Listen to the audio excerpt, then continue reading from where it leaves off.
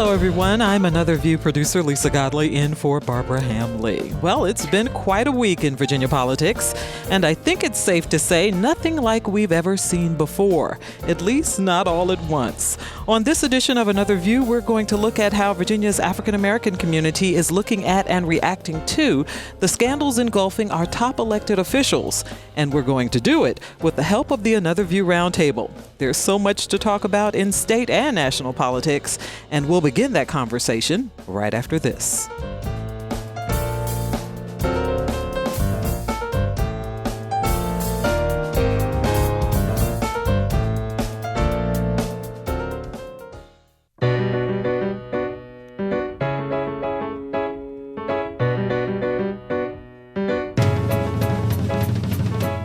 Discussing today's topics from an African American perspective, this is Another View. Hello, everyone, and welcome to Another View. I'm Another View producer Lisa Godley, filling in for Barbara Hamley. Before we get into what's sure to be an engaging and insightful conversation, I want to take a moment to invite you out to the Attucks Theater tonight for the screening of a brand new locally produced documentary titled The Historic Attucks Theater, The Apollo of the South. It's being brought to you by WHRO and the City of Norfolk. This event is free and open to the public. Doors open at 7 o'clock. And since this is the kickoff to a year-long celebration on the Attucks' 100th birthday, there will also be a videographer in the lobby to record your Attucks stories. Now, as a producer of this project, I want to add that over the past few months, I have worked with an incredibly talented team to bring you a documentary that's engaging, informative, and entertaining. So trust me when I say you won't want to miss it. Well, ladies, what a week. And just in case you've been out of the country, which is probably the only way you would not know what's going on, Virginia's top 3 elected officials are all engulfed in scandal. Last week, Governor Ralph Northam, a Democrat, admitted to dressing in blackface after a picture on his medical school yearbook page emerged featuring a man in blackface and a man in a Ku Klux Klan robe. The governor admitted to and then denied being in the photo. He holds fast to his office, even though many in his own party have asked him to resign. The man who would succeed him, if he were to leave office, Lieutenant Governor Justin Fairfax, also a Democrat, has been accused of sexual assault, allegations he denies. On Wednesday, State Attorney General Democrat Mark Herring admitted to he once wore blackface while he was in college. Meanwhile, it's been uncovered that Virginia Senator Tommy Norment, one of Virginia's most powerful Republicans, majority leader in the Virginia Senate, was the managing editor of his college yearbook that included several photos of students in blackface and racial slurs. And all this has brought Virginia into the national spotlight, obviously not in a good way. Joining me for today's discussion, our very insightful and always engaging Another View Roundtable, Norfolk City Treasurer Daun Hester. Hello, Daun. Hello. Relationship expert Alvean Lyons. Hi, Alvean. Afternoon. And NSU political science professor Carol Pretlow. Hello, Carol. Hello there. And if you'd like to be a part of this discussion, give us a call at 440-2665 or 1-800-940-2240.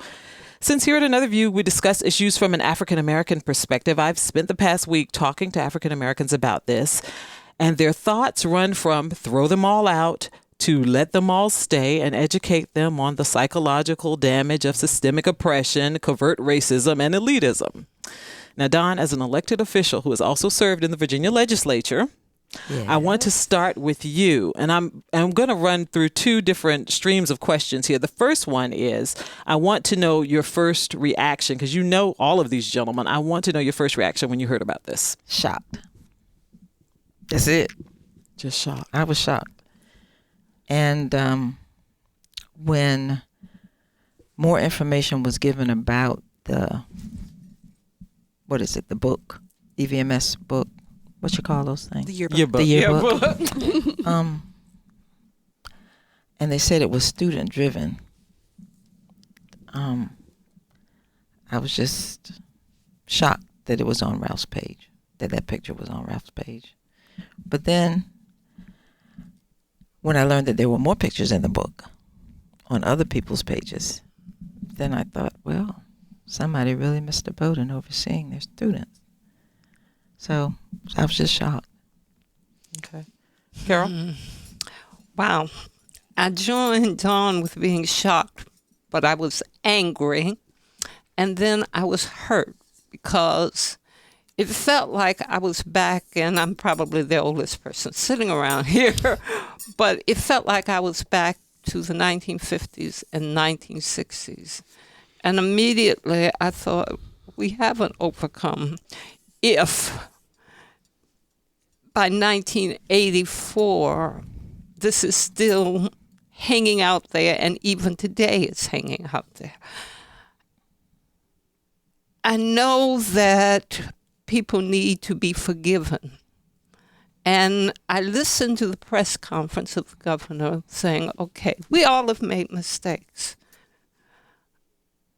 Forgiveness. But then when he went from the blackface discussion of that picture that we all saw to his putting black around his eyes to demonstrate his connection with Michael Jackson, and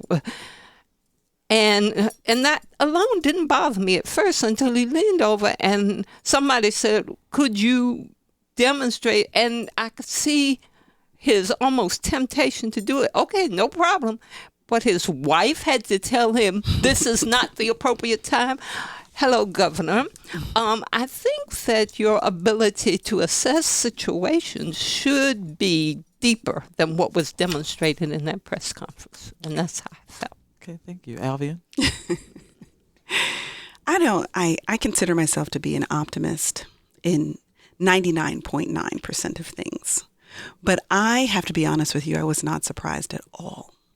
And I wasn't surprised not because I thought this already of the governor, but because I grew up in an exclusively vanilla environment. You know, I prefer that over black and white and the polarization of color and culture, but I grew up in an exclusively vanilla environment. So up until my college years, almost all of my friends were vanilla, and obviously their parents, and the kinds of conversations, the duality between being able to seemingly adore me, but simultaneously hold these very prejudiced and racist positions. I learned very early on that these two things can coexist inside of seemingly good people. And I'm not saying that the governor is not a good person. What I am saying is that there are some ugly realities that can coexist inside of people. And depending upon what position you are in, the unhealed ills of who we are, unfortunately, can end up in positions of power that could potentially influence outcomes for people's lives that are poisoned by the things you haven't dealt with in your life. So my greater concern is actually the areas in which this internal stuff could bleed into your leadership abilities, the decisions that you're making, the things you ignore and the things you pursue. When the governor came out to own it, I was actually far more willing as a person of color to consider what work would need to be done to heal from this place. It was the retraction of the statement that actually bothered me the most, because what that felt like to me was his very nickname, which was listed underneath his picture as Coon Man. Let's be clear, because I'm a pattern follower as a relationship expert. You don't get a nickname by virtue of doing something once, okay? So we know that there must have been more than one occasion in which you were doing this kind of activity. That's item number one. Item number two, the fact that you thought it could have been you originally already tells us something. Item number three, if people thought that that was outside of your character, in 25 plus years, no one who loved you, cared about you, believed in your character, told you that something erroneous was on your page that needed to be handled, and you are in a position of leadership, who are your friends? Item number four, when you say that in 2017 was the first time you had a conversation with a person of color to tell you that blackface was problematic for people of color, you are also telling me that you didn't have real black friends, because real black friends would have taught you that eons ago. So you may have Black associations that parade as friendships, but intimate friendships have really courageous conversation, and they get uncomfortable about things that in other environments you aren't allowed to be uncomfortable about, or you don't feel free enough to get uncomfortable about. I have truly good white girlfriends, and we talk about the ugly, nasty underbelly of what it means to coexist in America. And we admit our own issues inside of that space because that's what friendship actually does. So when you tell me that it's 2 years ago before you found out that this was a problem, you are also informing me about what your personal world looks like. So there were a series of things that became profoundly evident to me in that statement. And the last taste that was left in my mouth is that when you retract a statement like that, when you don't understand, like the professor just referenced, when you don't understand the power of the moment that you are in, when you misread your audience and the tea leaves, what you're saying to me is that the nickname probably was not that inaccurate, because now you're mocking me again. When you say that you're willing to do the hard work, but you're not willing to do the right thing, because the hard work is, let me sit down and hear what the people of color who put me in office want me to do. That's the hard work. When the people of color tell you they don't want you in office anymore, then it comes time to do the right thing. And when you ignore that voice, then you're mocking my pain again. And that's when I feel like you are reliving the cooning of it all. Okay, gotcha. Thank you so much, Alvean. I want to, Reverend Al Sharpton was in the Commonwealth yesterday to speak at a chapel service on the Virginia Union campus that focused on racial reconciliation. Now, since this story broke, Reverend Sharpton has continuously urged Governor Northam to step down. But what I want to focus on right now is what he had to say about blackface. There will be some that try and act like blackface is just some cultural thing that we would do, like some of us used to wear bell-bottom pants. That is not what blackface is. Blackface is the instituting of the denigration of black people. Someone else that commented on this was Kamala Harris. She also was asked about blackface, and she gave a statement as well. So I want to hear what she had to say. The history of blackface in this country is the history of racism in this country, the history of slavery in this country, the history of Jim Crow in this country. It is something that is painful for most of us to see, to hear about, and to think about. And it is, for that reason, deeply troubling that anyone in the 20th or the 21st century would engage in that kind of behavior, and it should be taken very seriously. Okay, for those of you who don't know, Kamala Harris has thrown her hat into the ring for the 2020 presidential nomination, just in case you didn't know. She is an African-American female. Daun. Yes. Let's start with, where do they go from here? Because they've been our executive branch in Virginia. They've been kind of invisible the past couple of days. So where do they go from here? They've been busy the past couple of days. I think that depends on Virginians. So I am of a different opinion, and I believe that all three of them need to continue to serve. And I think that we need to figure out a way to move forward with that true conversation on race and reconciliation. Because none of us should be shocked, no matter how old or young we are, that the conversation on race has not gone anywhere. Okay. So what we're doing is what we've been doing as long as I've been living. So we haven't had that opportunity. Now we do. Or we haven't taken the opportunity to have the conversations with people who are not like us, weren't raised by us, who are vanilla and who are red and all those other colors, because all of our experiences are different. Mm-hmm. And so I can't imagine how Ralph and Pam felt when that picture was shown to them, and how the world changed for them I can imagine where they can go with what has occurred for Virginians and for this country. So I can see that. All of the other revelations that are coming out about Tommy and Monty and all of the others,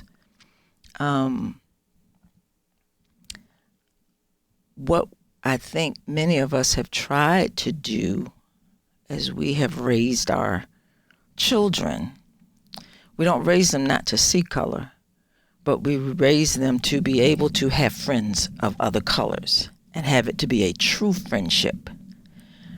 But once again, if you look at the generations of us, and we kind of briefly had this conversation the last time we were together, how many of us have white friends that are truly friends, that come in our home, hang out with us, raise our babies, take care of our babies, or all those kind of things, and, have the ups and downs and highs and lows. How many of us truly have that kind of relationship? So I wasn't shocked, because the world of others, some others, does not intersect, mesh with our upbringing because of the elitism and the privilege. And so how we, I don't want to say mesh it, because everybody doesn't want to, but how we begin to talk about it is going to have to come from right here in Virginia, because we're the cornerstone of it all. But I don't believe that we have to get rid of them for them to continue to be able to lead, which is important. When I look at the legislation over the course of their time that I've known them, it is legislation that people who are middle class and those who are living in poverty, there are things that will impact their lives that have been supported, that because of their leadership, the caucus, and I'm talking about Democrats right now, we were able to move through or veto bad legislation. So I am right now, and I'm selfish, because I don't want to remove all three, because I know who is in line if all three are removed. I am not willing to leave them hanging out there for a Virginia that I love, that I want to see it continue to grow. Okay. So, all right. No, I know I'm coming right to you, Carol, because I want you to. But I want to take a call. Brian from Virginia Beach. Thank you for calling Another View. Thank you for bringing this subject up, and I want to thank the lady who just spoke for giving Governor Northam the chance to clear his name in a world in which we see blatant racism, i.e., voter suppression. It just boggles the mind that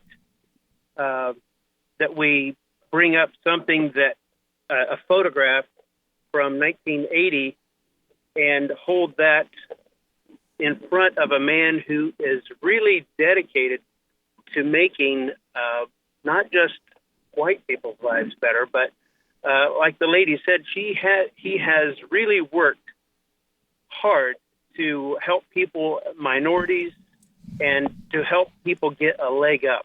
We met Ralph Northam when our son had a neurological action up in D.C. when he was a colonel, and then we met him again when we moved down into the Norfolk area. And Governor Northam is a genuinely caring individual. When he found out that my wife worked at a minority school, he had a lot of questions for her as to how the children were eating and, how they were treated in school. And he had genuine concerns. So rather than jump on the let's throw out the baby, despite the bathwater, I really think that we ought to give him a chance. But thank you very much for giving me. Okay, Brian. Thank you so much for your call, Brian calling from Virginia Beach. If you're just joining us, we're discussing the impact that the scandals in Richmond are having on Virginia's African American community and the state of Virginia with the Another View Roundtable, Daun Hester, Alvean Lyons, Carol Pretlow, and I'm Another View producer Lisa Godley filling in for Barbara Ham-Lee. We'd love for you to join the conversation at 440-2665 or 1-800-940-2240. Carol is chomping at the bit. Go right ahead, Carol. It's because I feel like I'm actually in the middle of two extremes. On the one extreme, I act emotionally, but on the other practical extreme, I say, okay, all three step down, then where am I? So if you don't step down, show me something specific that you're going to do for the community and come out and say it. I've made a mistake. We need to move on. And in moving on, here are some things that need to be taken care of. Here are some problems in the educational system, in the housing, in employment. Let's address those. And not generalities, specifics, and what specifically the legislature can do and what he is advocating, because I think that will help us heal a little. Okay. I want to go to another call before I come to you, Alvean. Mark from Norfolk. Go ahead, Mark. You're listening to Another View. Okay, good afternoon. I was just struck by Treasurer Hester's comment, which I believe partially what she's saying. But the first thing I think we have to look at is, first of all, there's nothing really legally from an impeachment standpoint that Governor Northam did or said that would legally be able for them to impeach him. That's the first thing. So the second thing, if he leaves office, is going to be, I think what Ms. Lyons said, is that he's listening to his constituencies that supported him, that's wanting him to leave. And I agree with Ms. Pretlow. What she just said was on point, is that if you do stay, specifically, what are you going to do? And one of the things that should be done and could be done to help everyone, and that is to make sure that we don't have to let an incident like this happen, to be educated thoroughly on African American history. And so therefore, from an educational standpoint, we hurt ourselves when we take February, the shortest month of the year, to celebrate. You're right about that. Right? So what we need to do is that instead of getting all our textbooks from Texas, we need to say, okay, let's revamp history in Virginia and tell it just like it is, so that you won't be 25 years old in the dark graduating from medical college with such atrocities of pictures on your yearbook page. Okay, thank you. Thank you so much, Mark. We really appreciate your call. Alvean. Well, okay, so I think there are multiple ways in which we really can look at this issue. Politically, we have some exposures associated with choosing to stay with the governor. All right. Politically, there are costs that are going to come with that. And that is to say, when you have national candidates, because this is bigger than just Virginia, when you have national candidates saying that they would not be seen with the governor, you're now changing the political zeitgeist of America when we have such a situation. Okay. So, and let me be clear, I actually am not asking for all three to step down. Where Governor Fairfax is concerned, we will discuss that, momentarily, but there's due process that needs to happen where that's concerned, okay? And then where Mark Herring is concerned, I understand that Mark II has a blackface situation, but my discomfort with what Ralph did was more in the retraction than it was in the situation. So I am a Christian at my core, and I believe in the redemptive power that exists in forgiveness and repentance, and to turn away from one's ways and to do something different. But what I know unequivocally is, if you don't really believe that you are culpable for said action, you're not going to change your future. So when he retracted his statement, when he nearly made light of the circumstance, what I felt then was very different than what I felt in his initial contrition. So what pressure does is it exposes the deepest of our character. And if under pressure you choose, I will do whatever my constituency wants because you are the ones who gave me this position to begin with. So it is your voice that will guide my steps, not the options I have, the power that I maintain, the legislation that I can hide behind. But I am so deeply committed to the heart of my people that whatever my people want is what I'm willing to do. And then give your people the opportunity to say to you, Governor, this is how this hurt me. But if you are willing to do this, we are willing to walk with you through the redemptive process. But he took that power back away from those people, us, when he decided to say, I've now looked at it. We can do facial analysis. It wasn't me. How do you own being next to potentially one of the persons inside of a Klan mask? You own it last night, and then this morning, it wasn't me. You are just acknowledging that it could have been you. So we still have a problem. And I'm not saying it's not a fixable problem, but I am saying that if you are not willing to own it, there is no healing that can be done. So it is in what we do about the fracture that matters, because he is a medical professional. If you don't set the fracture properly, you will always have a problem with that bone. It will always be compromised. The fact that he didn't set the fracture properly is the reason why he is walking on a limp leg at this point. Wow.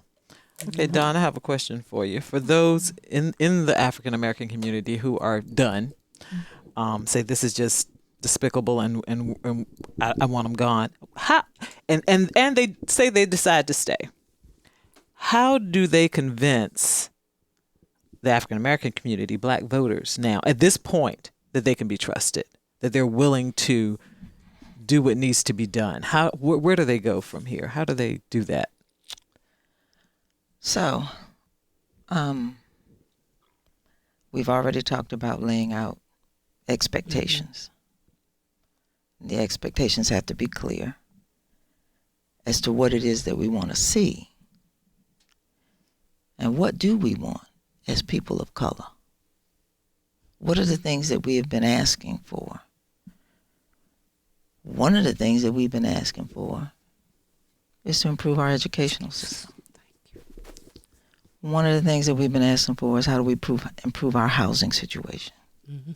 How do we improve the opportunities for businesses of color to be able to get some of these contracts? Virginia Beach issue, Norfolk issue, everywhere issue. So there are a lot of things that can be done. But for me, this is just personal, I want to focus on race and reconciliation. How do we begin that conversation? So in my past, I have, with support of others, facilitated that kind of dialogue where people sit down in a room, Black and white, and we talk about where we've come from, what we've experienced, what has hurt, and how we move forward. So that, has been a part of just who I am, but it hasn't been a part of how Virginia needs to be, because it's scary to reveal that, no, I ain't had no white friends. Or, I didn't have no Black friends. So, no, I don't know what you're talking about. Because how I was raised is not how you were raised. Evans Poston and I, the Commissioner of Revenue, we've been going back and forth every day. When I first ran to get in the State House, Ralph didn't support me because he listened to white people. Okay? But then after the fact, as we have built our relationship, he said, Daun, I ain't know what I was doing. I should have never even gotten into your race. I said, you're right, Ralph. You shouldn't have. He said, what I've learned. And so, if you don't begin somewhere, Because some of the stuff that has happened to me, y'all will never know. Me either. Because as an elected official, y'all don't understand. So that conversation it's different when you've already put yourself out in the public and things happen. So, black folks and groups have turned on me for decisions I've made. But you figure out a way to work through it. And I believe that we can figure out a way to work through it. But I want the conversation to be about race and reconciliation, because we can always ask to have better stuff for education and better stuff for opportunities for people. Things, yeah. However, if we don't begin to get to in Virginia, in the country, in our circles, in our church, everywhere, church most segregated place, we're still not going to move the conversation. I want to move the conversation. So if people have been exposed, and clearly this group that set out to bring Ralph down by looking for something negative, that conservative group, I don't know who they are. Big league politics. Right. Moving on. So clearly, let's take what they have taken and try to mess everybody up and move it to another level, because they're really trying to bring us down. Okay, well, our phone lines are lit up, so I want to get in some of these calls. Marilyn from Norfolk, thank you for calling Another View. Hi. Lisa, you and I had Thanksgiving dinner together with a good friend of ours back in Nashville. I just wanted to wow. That is so great. Okay. Small world. It is a small world. Wow, Nashville, that was seems like a lifetime ago, but go ahead. Yes, it does. Yes, it does. But what I wanted to say was I researched Ralph Northam before I voted for him this past time, and I'm not giving him a pass, but I would like to give him a chance. My maternal grandfather was white and lived in Mississippi. And whenever we would get together for family events and we'd go out for families, a lot of the white people called him, hollered out, coon lover. And so when I saw Coon Man under Ralph Northam's picture, and he said it was probably a couple of guys that did that, that was in my opinion, that was a shot at Northam himself. Because he preferred the company of black people. He had many black friends when he was growing up, even now attends a black church. And I don't think that was something derogatory toward black people. That was a punch against Ralph Northam and his liking of black people. And I don't believe he should leave office. I think he retracted that statement when he first said it was him because he listened to the wrong people. He panicked. He took the wrong advice, and that just dug his hole deeper. But I am, like I said, I'm not giving him a pass, but I would like to give him a chance. I think he's good for Virginia. I think all three of the all the three of the office holders are good for Virginia, and I would not like to see them go. It's not just because the Republican is next in line. I think they will eventually come around, and they'll show that their staying in office is better for Virginia than leaving. Marilyn, thank you so much for your call. I hope you're coming out to the screening tonight at the Addicts, because I would love to see you again. But thank you so much for your call. We really appreciate that. I want to take one more call, then I'm going to get some reaction from you two ladies, Alvean and Carol. Janice from Newport News. Janice, thank you for calling Another View. Thank you very much. I think that this is a very, very complicated situation. Obviously, everyone else does too. But I think that it needs long discussions, and I think it needs to center around where we were, where we are now, and how we got there. I think that they need to do a commission for the Commonwealth on race in Virginia, and I think it needs to be time limited. In other words, it can't go on for the next 5 years while everybody is talking and doing nothing. But I think that there will be no understanding unless we do something like this and literally open up and look at what has happened in the past as well as what we can expect in the future if we continue, down this road. It's very important. All righty. Thank you so much, Janice, calling from Newport News. If you'd like to be a part of this discussion, give us a call at 440-2665 or 1-800-940-2245.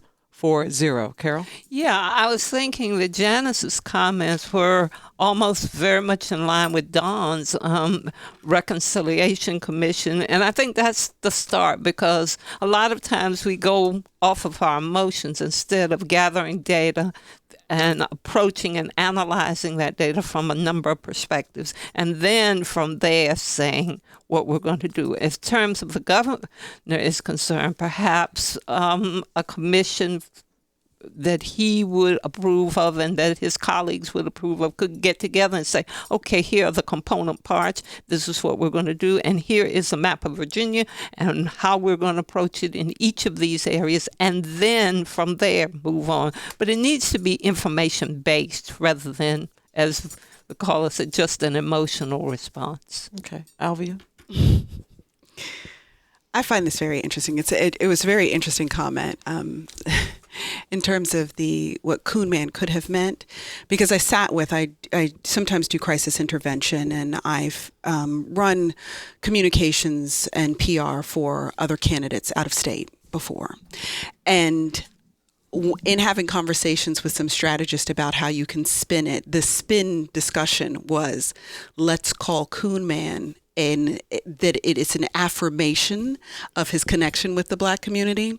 But it was funny when I was having conversations with some of my vanilla girlfriends, they said, make no mistake, Coon Man was because he's been doing this imagery for a while.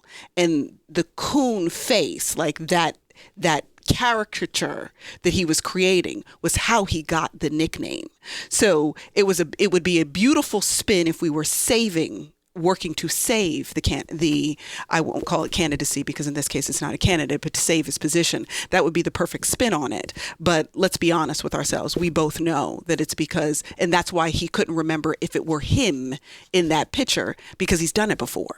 So I have some feelings associated with that, because we literally had this conversation about how we would politically spin it. But the other thing is that I struggle a little bit with one of my flaws, particularly in terms of politics, is that and I mean this respectfully, but I'm a little too principled for certain kinds of politics, in that I rather do the right thing, even if it means that we're going to have to take 2 steps back in order to be able to maintain the moral and principled ground. Personally, okay, I understand it's not politically expedient. I understand what the cost of that would be. I personally want to maintain the high ground, because when we start talking about, for instance, the Christian right and their support of Trump, okay, part of the problem most of us have is that it doesn't mesh with the scripture that we're taught, right? So if the scripture in Matthew 7 tells us that you cannot remove the speck from someone else's eye while you have a plank in your own, how then, as Democrats who have been proud of our positions on race and diversity and the support of Me Too, and the list goes on, that we take a position that says that it's okay in our party, but then we're going to have a conversation about when it happens in the other party. It makes for a very sticky place to navigate, and I would not want to be in the same position as some of my evangelical friends who are having to turn themselves into an utter pretzel in order to support what is happening in the current administration. So I think that we have to decide on some level, how bad do we want to hold the principal ground on this issue, and what will that mean for us as a nation if we decide to do so? Okay, wonderful. All right, let's go to the phone. Alice on line 4 in Virginia Beach. Alice, thanks for calling. Yes, hi. It's Alicia. Oh, I'm sorry. And no, you're fine. You're fine. I love what everybody has said, and I want to say that yes, we need to continue our dialogue on racism. We need to continue it because I am a Mexican. I'm a female, and I'm 66. And for all people, it doesn't matter what color your skin is. It doesn't matter if you're Chinese, Japanese, if you're Italian, if you're Mexican, if you're African. You know, we need to continue the dialogue so we can all heal. Because I think one thing that has happened in my eyes is that the white man because he was the conqueror of this country, of this land, feels, or there's still the air that, well, there's some superiority to them, where in reality, we are all equal. And it's time now, because we have been having these dialogues, to continue the dialogues and to move forward and heal, knowing the true history of this land, that so many people suffered and died and worked hard to make this country what it is now. And I'm for keeping the gentlemen, all three, in office, because we need to learn, we need to heal, we need to continue the dialogue. And I love everything you guys are saying. Thank you. Alicia, thank you so much for your call. I want to take another. Wallace from Virginia Beach. Thank you for calling Another View. Good morning. How you doing today? Just fine. Okay. I don't know where this regional, the conversation about having all of these people come together in a regional fashion in Hampton Roads. This has been going on for many years. And the business that I was in, that I came from, was construction. And we were always dealing with construction unions. And when you're a union hourly worker on a construction site in Hampton Roads, it doesn't matter if you're a male, female, black, white, whatever. If you needed to pick up a long piece of board and you needed somebody on the other end, you didn't care what color they were. You just pick up the other end and walk with me and go put this thing up.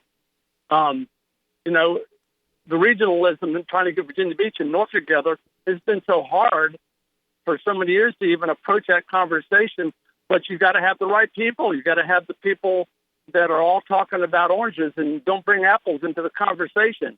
You want to have some kind of constructive criticism about what the races and what the population is doing in Hampton Roads.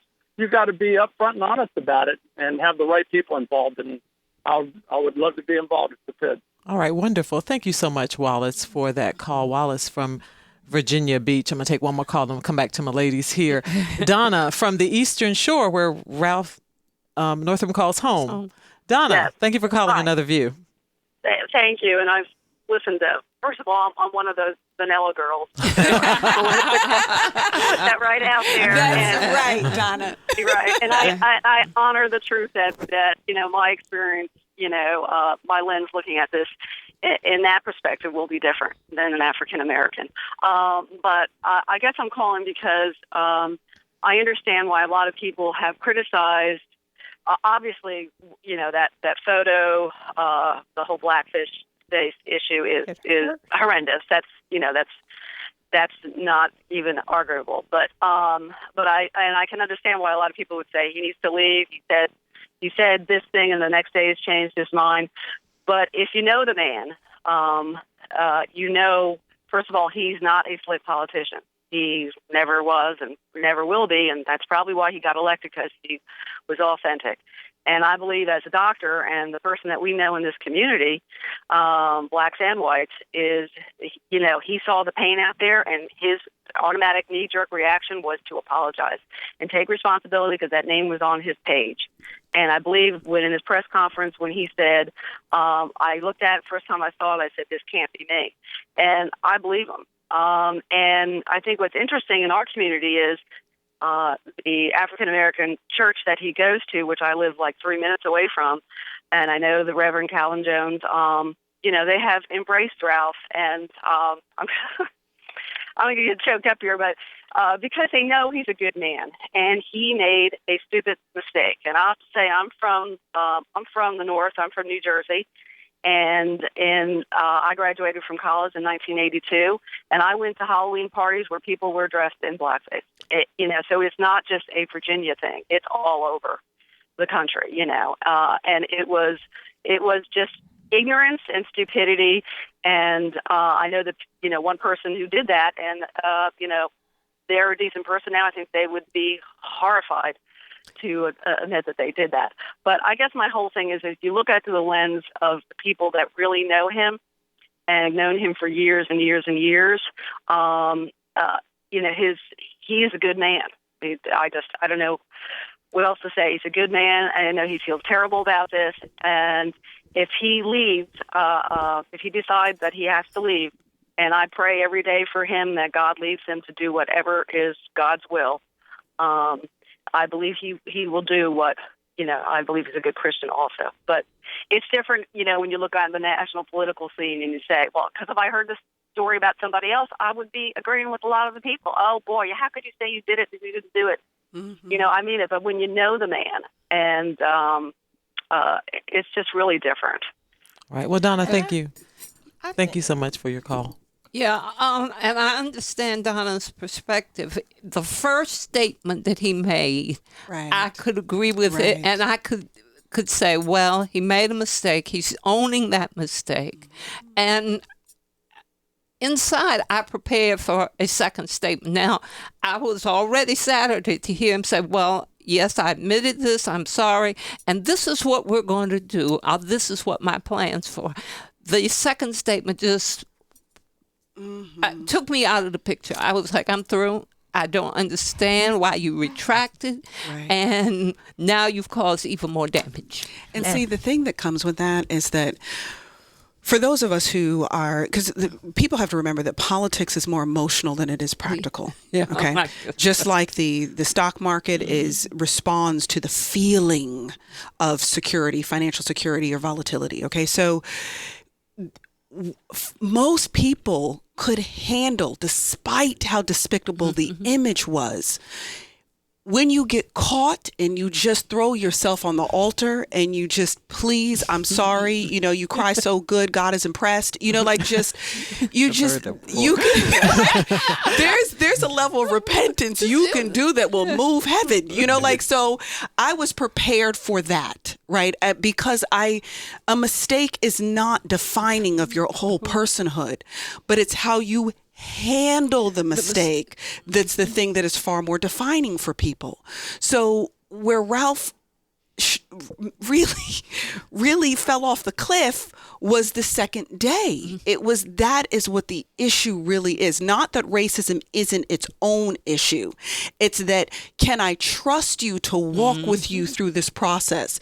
And after the infraction, now I have to decide, do I trust you? With the retraction, that is where the trust fell apart. And I just wish that he hadn't done that in particular. So we'll see how this whole thing unfolds, but the issue is now becoming a character issue more than it is just about race by itself. Okay. All right. Okay. So, as an elected official and as a woman, I don't trust anybody unless I know you. Okay. So I want to help with that perspective of thinking about our leaders who have publicly been elected. Unless you know them personally, you don't trust any of them. Okay. I just want to put that on the line for everybody that can hear us. You have a relationship with them. You work to get legislation passed. But if you don't know them, I just want to make that clear. Okay, so that's one thing. The other part is, this is always great discussion and perspectives. The race part for me, because Ralph is going to get to that, because I'm going to help him get to that, is that it's going to take time. Oh, yeah. Because I don't want to change anybody but me. And that's another part of evolving as a person. I can get better. I'm not the same person I was in the 80s. Not supposed to be. But I can evolve and continue to get better. And I think that is the expectation that we have to have for everybody that surrounds us in our orbits. And then how we move forward and have those conversations has to be a big part of that. Ralph messed up. Oh, yeah. He truly messed up. And all I said to myself was, who is he listening to? Right. Exactly. Somebody. Yeah, he needs to be talking to different people. But the part, though, that helped me to not be as mad as I could have been was when he revealed the Michael Jackson. Because that went back to his core, which he said in the press conference, we tell the truth. I remember that. So I'm going to tell y'all I did that now. I'm going to tell you I did it. You know, might not have been the right time to tell us that he did it. No, I don't think it's time for However, but he went through his VMI 3 little motto things, and the first one is honesty. He told us. So he laid that out. He said, I clearly remember that. I know I did that. So he messed himself up. All the way around. But he was being his honest from what he knew and remembered. And yes, I'm going to lay all on the line what I know. And for him not to have that conversation with Zeth until 2017, he had never had to be in a position where he rode around with somebody all across the state trying to get elected and had those conversations, because when you're doing that, you do learn the person that you're with. And so I'm just grateful that Zeth was there at the time. To my point, he didn't have any black friends, for real. Right. He just didn't. And it's the privilege of being part of the dominant culture, that you've never had to navigate color because everyone else had to navigate you. Correct. So I'm interested in what people do next. And I'll say this very briefly, because when I was working with handling some PR for a couple of politicians, what I found most interesting in the process, and they sought me out because I was a woman and a person of color. And they needed that, running as Democrats, they needed that vote. But neither of them came from an environment that they had personal associations of such. So they had to learn how to navigate Black culture. But what was very interesting to me is the professed interest in race and culture until they won or lost. At the minute of the winning or losing, it became very clear what was sincere and what was just political. And my concern is, are we only pursuing racial reconciliation for political expediency to ensure a vote, but we really don't change, we don't plan to principally change. And that's what scares me. And you get the last word because we are. There's more.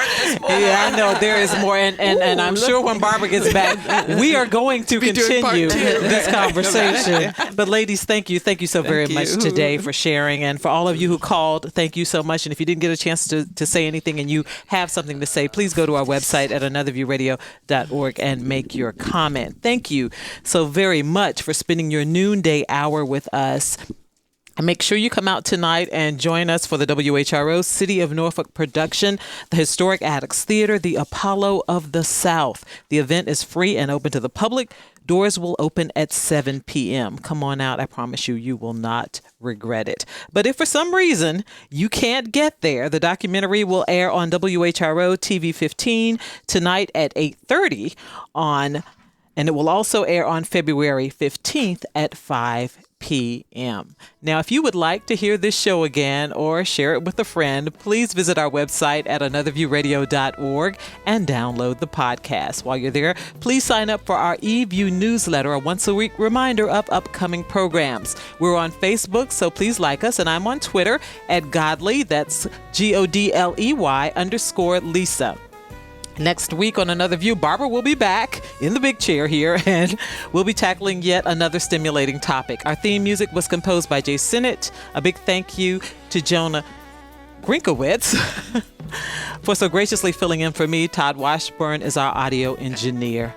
Thank you so much, Jimmy Cooper, for answering our phones, and thank you for joining us for Another View.